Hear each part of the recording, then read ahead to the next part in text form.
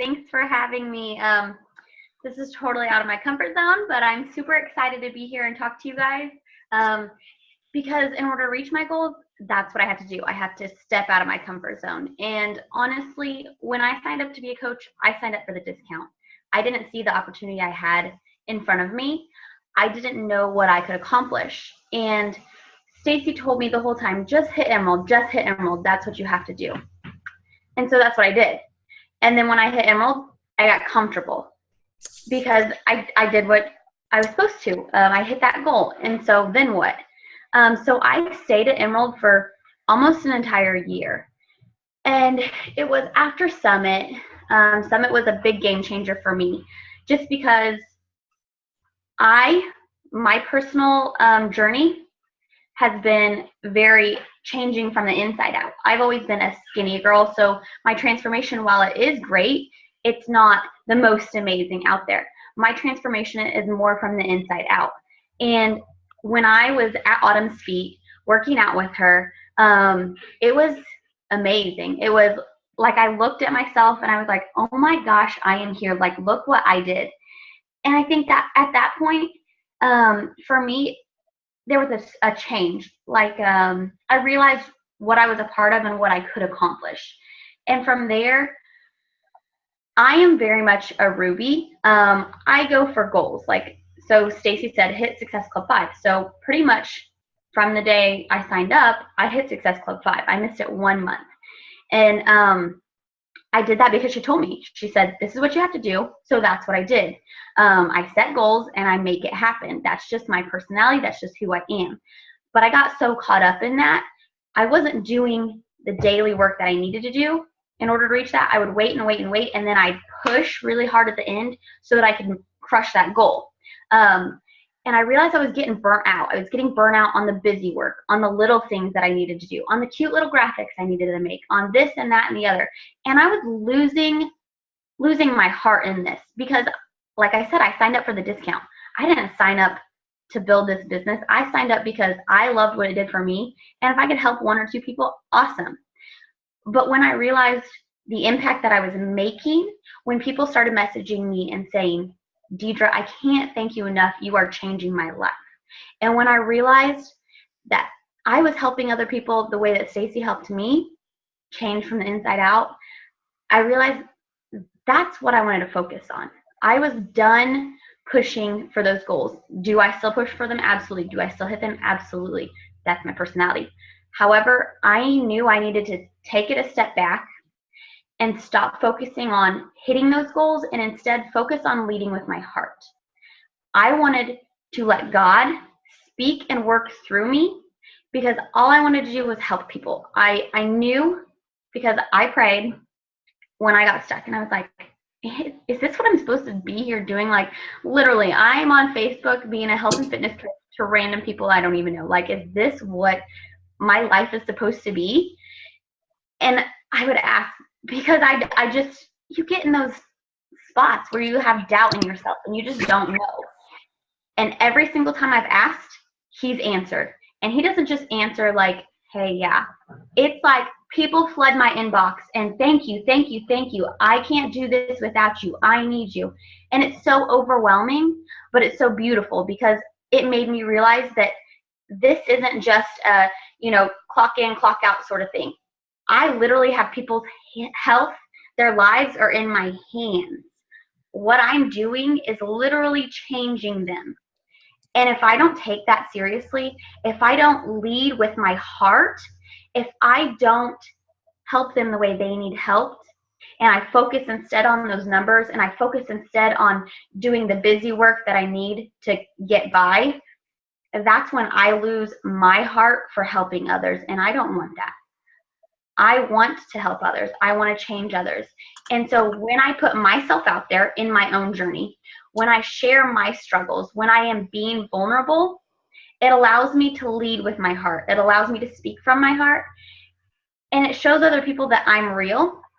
And so when I'm focusing on me, I'm doing what I'm supposed to, and I'm just sharing my vulnerabilities, sharing the things that make me uncomfortable, I'm able to help other people. And when I make the goal of not hitting Success Club, but the goal of literally helping people, that's when my business took a huge shift. Because I wasn't worried about those numbers. I didn't care about those numbers. Instead, I cared about helping people. I wanted to get them the tools. And we have all the tools. We have nutrition programs. We have workouts. We have everything they need. But mainly, we have the support, because I know I could not have done it without the support. And so I just put myself out there.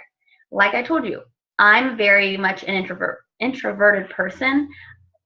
Going out of my way and reaching out to people is very out of my comfort zone. But I realized, in order for people to realize who I am, how I can help them, and that I have what they need to be successful, if I'm not out there putting myself out there, then they'll never know. I'll never be able to help them. So for me, it was just putting myself out there, leading with my heart, and knowing that what I wanted to do was help people. I didn't want to hit Success Club. I didn't want to do this boring, busy work. I want to do what I've been brought here to do, and that's to help change lives. Now, I'm not telling you that Success Club or ranks or anything like that aren't important, because of course they are. That's how we measure our success. That's what you want. But when you're doing what you're supposed to, when you are leading with your heart, when you're praying every single day, when you're asking people, that's the big thing that I've noticed. When you ask people what they want, that's when it makes a big difference. Because this may sound bad, but majority of people are out to figure out what they get out of every situation. So you always have to ask yourself, what is in it for them? What do I have to offer that will help them? What do I have that they would care about at all? So I have to paint that picture for them.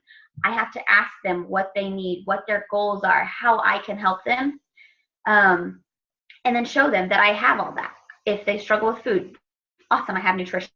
If they struggle with exercises, awesome, I have great hundreds of exercises for all fitness levels. And it's just listening, and I think that's and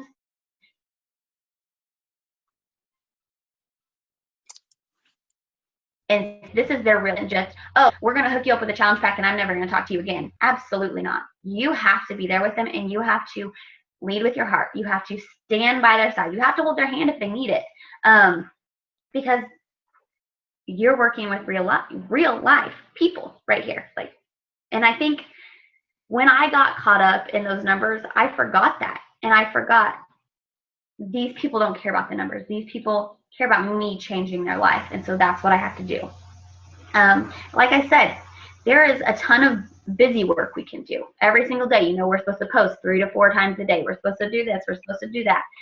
There's a lot we can do. There's a lot we can get busy in doing. But we always have to remember the main focus. So you have to just set aside those specific tasks that are going to get you on track. And I have like 3 tasks every day that I have to do. And if I don't do them, then I know that I'm failing. 1 is obviously my own health and fitness. 2 is sending out conversations, because if I'm not building new relationships, I'm never going to meet new people. And then 3, of course, is checking in and loving on my current challengers, because in the beginning of my fitness journey, I never really shouted out anybody. I never really shared my struggles. I never really shared our successes. But I realized not only do they love that, they love being recognized for their hard work, because let's be honest, they're busting their ass. So why not brag about them? They love it. And then when I share about them, their friends see it. So their friends see me. And then when they talk about me, because they love how much I've been supporting them, they love how much I've been recognizing them, their friends see me again. And that's what I want. As uncomfortable as it is, I want every single eye on me, because there's somebody out there down the line, a friend of a friend of a friend, who needs me. Somebody out there needs one of my coaches. And so it just made me think, all right, now I know that I have to lead with my heart. I know that I have to put these people's lives first, because that's what we're working with. But how do I get excited about something like that? It's so easy to get caught up in, okay, I have to start another challenge group. Okay, I have to do this. Okay, I have to do that. And if you're comfortable in your health and fitness, because I know I am, I'm totally just comfortable where I am, I realize if I'm comfortable, I slack in me. And when I slack in me, I slack in my groups. and it's not fair to them. So I have to make new and scary goals for myself all the time. I'm constantly reevaluating, seeing what I can do, seeing how I can change my body, whether I'm comfortable or not. Because if I'm not pushing, then they see that. They see me slacking. They see me not giving up, but just being okay with whatever. And I don't want that for them. I want them to know that they can do more. I want them to know that it's okay to think bigger. It's okay to push yourself harder, because even if you're comfortable, you can still do amazing things if you push yourself out of that comfort zone. So things that I do to make me uncomfortable is I bump up the number of people I talk to every single day. I made it a goal this month to start 60 new conversations every single day. The first week I rocked it, the next week not so much, because that's a lot of conversations to keep up with. But regardless, if I'm still doing 20, I'm doing more than 5, and that's 20 more people I'm talking to every single day. So that for me, it makes it a fun challenge, because remember how I said I was very Ruby? This gives me a different aspect to work with. Like, I can push myself to talk to 25 to 60 people a day. I can push myself to keep these conversations going, to meet new people that are in my newsfeed, because I have to push myself somewhere. That's just my personality. And so when I can do it fun ways, like literally just getting to know people, because when I start conversations with them, maybe I should clarify this. When I start conversations with them, it has nothing to do with health and fitness. Literally, I just reach out and say, hey, how are you? Or if I see that they went on a vacation, I say, oh my gosh, your vacation is making me jealous. Where did you go? What did you do? Tell me all about it. If I see they celebrated a wedding or a birthday, like, happy anniversary, happy birthday. Are you doing anything fun? So these